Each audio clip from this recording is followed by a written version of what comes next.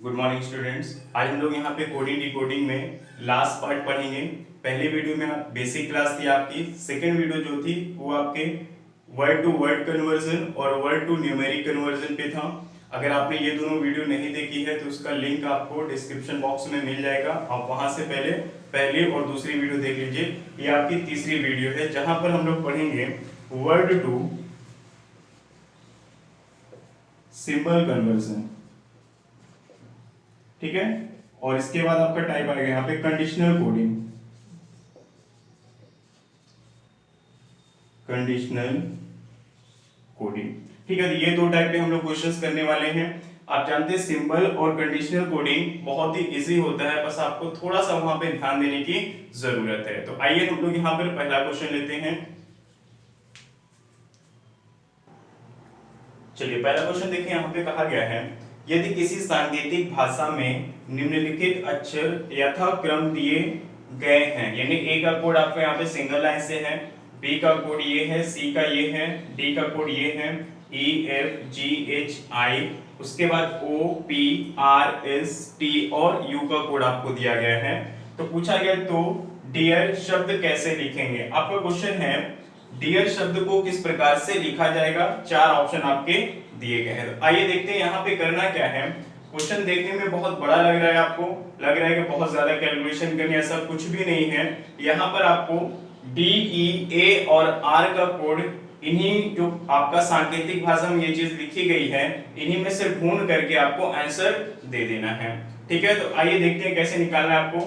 D कहां पर है, यहाँ पर डबल लाइन है तो डी के लिए डबल लाइन होगी, ई के लिए आपका यहाँ पर ये है, फिर ए के लिए देखिए सिंगल लाइन यहाँ पर है, और आर के लिए यहाँ पर आपका वी के जैसा साइन है, यहाँ पे डी वी हो गया, ठीक है। तो अब देखना ये है कि ये किस ऑप्शन में मैच कर रहा है आपका। तो डबल लाइन, फिर ये, अब देखिए आपका पहला ऑप्शन नहीं है, यहाँ से ये गलत हो रहा है, पहला ऑप्शन यहाँ पे डबल लाइन होनी चाहिए, ये सिंगल लाइन नहीं हो पाएगा। सेकंड ऑप्शन देखिए डबल लाइन, ये भी मैच कर रहा है, ये भी कर रहा है और ये भी कर रहा है, यानी यहाँ पे आपका ऑप्शन क्या हो जाएगा, सेकंड ऑप्शन यहाँ पे आपका बिल्कुल सही होगा। तो इसी प्रकार के क्वेश्चंस आपके पूछे जाते हैं। आइए एक क्वेश्चन और लेते हैं। चलिए अगला क्वेश्चन दिखा गया यहाँ पे, किसी कूट लिपि में निम्नलिखित अंकों को किसी निश्चित ढंग से संकेतों द्वारा लिखा गया है, ठीक है। अब देखिए 1 2 3 4 5 6 7 8 9 का कोड क्या है, यहाँ पर आपका ये सिंबल बनाया गया है, प्लस माइनस इंटू, ये वी है, एरो, स्क्वायर, रेक्टेंगल और यहाँ पे सर्कल में क्रॉस किया गया, ठीक है। तो आपको बताना है कि एरो, सर्कल, माइनस, वी और प्लस को किस प्रकार से लिखेंगे। तो बहुत ही इजी है, बस उसी में से देख करके आपको लिख देना है पहले क्वेश्चन की तरीके से। तो एरो का मतलब यहाँ पे 6 हो जाएगा आपका, सर्कल आपका 9 होगा, फिर वी है, सॉरी माइनस है, माइनस कहां पर है, ये माइनस का 3 हो जाएगा, और वी का क्या हो जाएगा आपका 5 होगा, और लास्ट में प्लस है, प्लस का कितना 2 हो जाएगा। तो 6 9 3 5 2 कहां पर है आपका, सेकेंड ऑप्शन में है 6 9 3 5 2, तो आपका दूसरा ऑप्शन बिल्कुल सही होगा यहाँ पे, ठीक है। आइए एक क्वेश्चन और लेते हैं। चलिए अगला क्वेश्चन यहाँ पे दिया गया आपको, यदि आयत बराबर 12, त्रिभुज बराबर 15, वर्ग बराबर 6 है, और यहाँ पे आपका समचतुर्भुज इज इक्वल टू 4 है, सर्कल को 3 से रिप्रेजेंट किया गया, सर्कल इज इक्वल टू 3 हो गया, तो प्रतीक में उत्तर लिखिए। आपको उत्तर क्या लिखना है, प्रतीक यानी कि चिन्ह में देना है, ठीक है। चलिए देखते हैं, यहाँ पे आपका क्वेश्चन है circle plus triangle minus rectangle, okay. Circle की वैल्यू क्या है 3 रख दीजिए, यहाँ पे बीच में प्लस लगाएंगे, ट्रायंगल कितना है 15 है, माइनस रेक्टेंगल कितना है आपका 12। चलिए इसको सॉल्व करते हैं। आप जानते हैं बॉडमस के फॉर्मूले में सबसे पहले हम क्या करते हैं, ऐड करते हैं, देन हम सबट्रैक्ट करते हैं, ओके। तो 15 3 18 हो जाएगा, माइनस 12, 18 में से 12 को आप घटाइए, कितना आएगा 6। अब देखिए 6 ऑप्शन में तो है नहीं, ठीक है, तो आपको क्या करना है, देखना है 6 किसके इक्वल में दिया गया है। तो आप जानते हैं स्क्वायर इज इक्वल टू 6, यानी कि वर्ग की वैल्यू क्या है 6 है, तो 6 बराबर आपका हो जाएगा स्क्वायर। तो आपका तीसरा ऑप्शन यहाँ पे बिल्कुल सही हो जाएगा, ठीक है। चलिए अगला क्वेश्चन यहाँ पे दिया गया है, किसी सांकेतिक भाषा में टिम नेक का कोड ब्लू शर्ट है, पिट मिट टिम का कोड है shirt and pant, neck and pit का कोड है ब्लू पैंट। तो आपसे पूछा गया है एंड का कोड क्या होगा। देखिए इसके पहले हम लोगों ने जो क्वेश्चन किया है वो क्या है, सिंबल कोडिंग थी वहां पे, ठीक है, वहां पे कोई ना कोई चिन्ह या प्रतीक आया करता था। ये क्या आपका कंडीशनल कोडिंग है, ठीक है। यहाँ पे आपको 3 या 4 लाइन इस तरीके से दिए जाते हैं और उसके बाद 1 या 2 वर्ड का आपसे कोड पूछ लिया जाता है, ठीक है। तो आइए सॉल्व करते हैं इसको। आपको देखिए कैसे सॉल्व करना है, डिपेंड करता है कि आपसे कितने क्वेश्चन पूछे गए हैं। आपको ये जानकारी दी गई है और उस पे सिर्फ एक क्वेश्चन पूछा गया, कभी कभी 2 या 3 क्वेश्चन भी पूछ लिया जाता है। तो आपको यहाँ पे सबसे जल्दी सॉल्व करना है, कम समय में सॉल्व करना है। तो उसके लिए आपको देखना है कि आपसे पूछा क्या क्या है। तो आपसे एंड का कोड पूछा गया है, तो आप देखिए एंड है कहां पर, ठीक है। एंड आपका कहां पर है, यहां पर, यानी आपका जो भी आंसर होगा वो इसी लाइन में होगा, या तो पिट होगा, मिट होगा या टिम होगा, ठीक है। चलिए देखते हैं यहाँ पर क्या होने वाला है। तो आपको देखिए यहाँ पर सॉल्व करने का तरीका ये है कि आप फर्स्ट एंड सेकंड लाइन में सबसे पहले कॉमन करेंगे। तो यहां से कॉमन क्या है आपका, टी आई एम कॉमन है, और इस तरफ से क्या कॉमन हो रहा है आपका, शर्ट कॉमन है। इससे क्या पता चला कि टिम का कोड क्या है आपका, शर्ट है। लेकिन आपसे टिम तो पूछा नहीं गया है और ना ही शर्ट पूछा गया है। अब हम क्या करेंगे, second line and third line में कॉमन करेंगे। तो यहां पे क्या कॉमन है, पिट, तो आप इसको स्क्वायर में बंद कर दीजिए।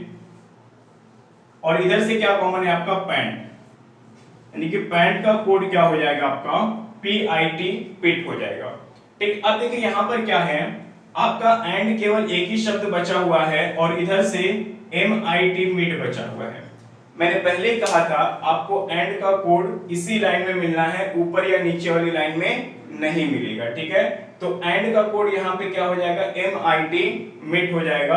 तो आपका सेकेंड ऑप्शन यहाँ पे बिल्कुल सही रहेगा, ठीक है। अगर आपसे ब्लू का पूछा जाता तो यहाँ पे NAC, नेक हो जाता, ब्लू नेक, यहाँ पर भी नेक नेक कॉमन है फर्स्ट एंड थर्ड लाइन में, तो उसका कोड ब्लू हो जाएगा। लेकिन आपसे एक ही सवाल पूछा गया है, एंड का कोड क्या होगा, तो उसका कोड हो जाएगा MIT, मिट हो जाएगा, ठीक है। आइए अगला क्वेश्चन लेते हैं। चलिए अगला क्वेश्चन यहाँ पर है, किसी सांकेतिक कोड भाषा में PITNACTOM का कोड दिया गया है, एप्पल इज ग्रीन, ओके, नेक हो टैब का ग्रीन एंड व्हाइट है। उसी तरीके से HE टॉम KA का कोड दिया गया है, शर्ट इज व्हाइट, ठीक है। तो आपसे पूछा गया हो तो इसी कोड भाषा में, ठीक है, किसका, एप्पल का कोड क्या होगा, ठीक है। आपसे पूछा गया है एप्पल का कोड क्या होगा। आपके 5 ऑप्शन यहाँ पे दिए गए। आइए देखते हैं यहाँ पे। सबसे पहले हम यहाँ पर क्या करेंगे, फर्स्ट एंड सेकंड लाइन में कॉमन करते हैं। तो कॉमन यहाँ पर क्या है, NAC, इधर से कॉमन क्या हो रहा है आपका, ग्रीन,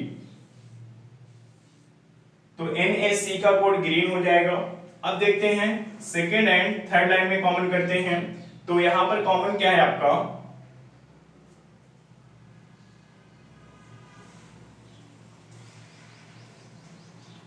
चलिए आपको यहां पे कॉमन हो रहा है, एक मिनट, चलिए क्वेश्चन लिखने में थोड़ा सा गलत हुआ था, यहां पर आपका HE ही रहेगा, ठीक है।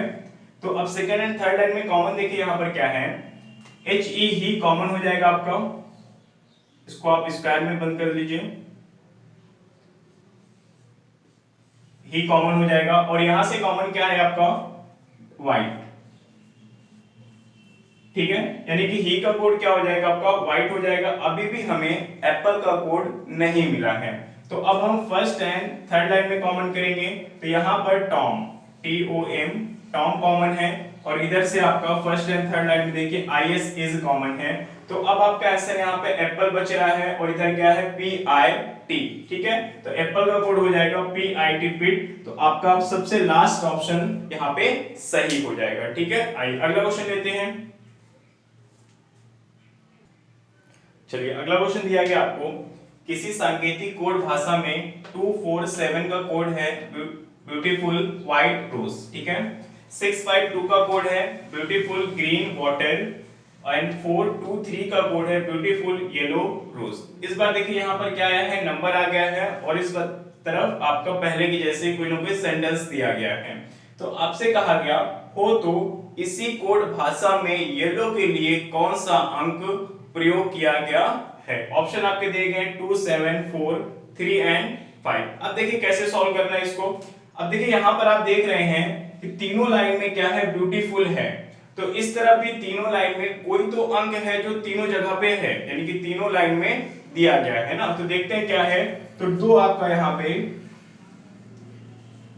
कॉमन है तीनों लाइन में, और इधर से आपका क्या है, ब्यूटीफुल है। तो 2 का कोड क्या हो जाएगा आपका, ब्यूटीफुल हो जाएगा। ठीक है, लेकिन 2 का तो पूछा नहीं गया है। अब हमें क्या करना है, आपसे पूछा गया येलो का, तो येलो कहां पर है आपका, थर्ड लाइन में है। तो आप जल्दी सॉल्व करने के लिए दूसरी और तीसरी लाइन में कॉमन कर लीजिए।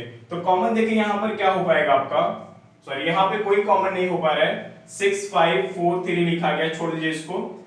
आप यहां पर पहली एंड तीसरी लाइन में कॉमन कर सकते हैं, क्योंकि यहाँ पर 4 4 कॉमन है। ठीक है, तो 4 यहाँ पे कॉमन है, 4 यहाँ पे कॉमन है। ठीक, और इधर से क्या कॉमन है, याद रखिएगा पहली और तीसरी लाइन में आपको देखना है, तो रोज कॉमन है।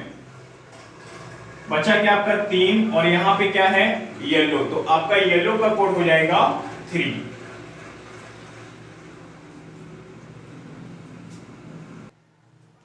चलिए अगला क्वेश्चन यहाँ पे कहा गया आपसे, यदि सांकेतिक कोड भाषा में, इस बार आपके यहाँ पे लेटर्स आ गए हैं, क्या है, U V W X का कोड है there are boys, K L N W का कोड है boys are playing cricket, S T K R का कोड है cricket is very popular, X L O R का कोड दिया गया popularity में नॉट कंटिन्यू। ठीक है, अब आप सोच रहे होंगे कि इधर आपके 4 लेटर्स हैं और इधर आपके 3 वर्ड ही आया हुआ है। ठीक है, लेकिन क्वेश्चन यही था। लेकिन आपको यहाँ पे देखना है कि क्या आपसे पूछा गया है। तो आपसे पूछा गया है कि वॉइस का कोड क्या होगा। अब देखिए एक बड़ा सा क्वेश्चन है, 4 लाइन का क्वेश्चन है। अगर हम यहाँ पे बारी बारी से कॉमन करेंगे तो बहुत ज्यादा टाइम चला जाएगा, इसलिए हम शॉर्ट में क्या करते हैं, सबसे पहले देख लेते हैं वॉइस कहाँ कहाँ पर है।